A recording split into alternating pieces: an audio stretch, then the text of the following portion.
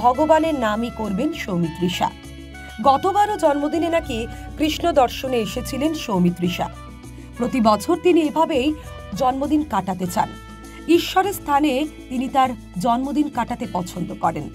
নায়িকার ইচ্ছা, কেদারনাথ যদি তাকে টানে তাহলে সেখানেও তিনি যাবেন।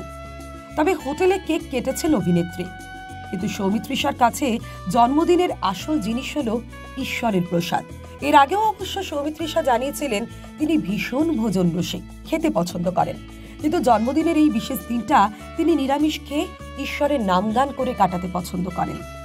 অভিনেত্রী মনে করেন, আমাদের অস্তিত্ব যার জন্য সেটা তো ভগবান। সকলের মধ্যেই এই ভাবনাটা আসে, কারোর আসে ছোট বয়সে, তো কারোর আবার 40 বছর, কারোর আবার 80 বছরে।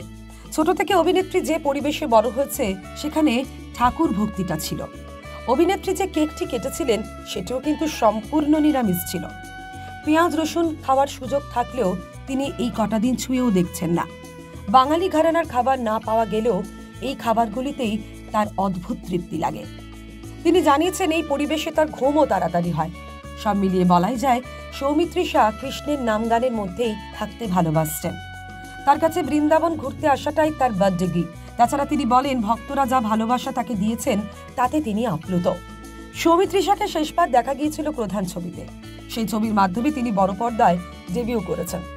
এই ছবিতে তার বিপরীতে দেব আগামীতে কোন ছবিতে তাকে দেখা যাবে সেটা এখনো প্রকাশ করেননি।